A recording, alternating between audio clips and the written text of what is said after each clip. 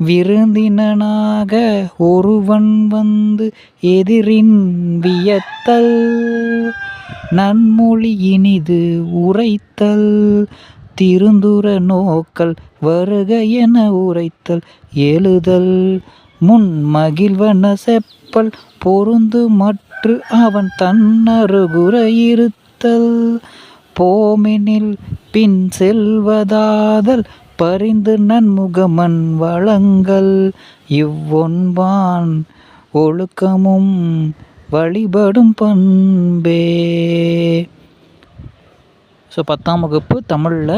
காசிக்காண்டம் அதிவீரராம பாண்டியர் எழுதின மனப்பாட பாடல் வந்து மீண்டும் பார்த்துடலாம். விருந்தினனாக ஒருவன் வந்து எதிரின் வியத்தல், நன்மொழி இனிது உரைத்தல், திருந்துற நோக்கல், வருக என உரைத்தல், எழுதல், முன் மகிழ்வன செப்பல், பொருந்து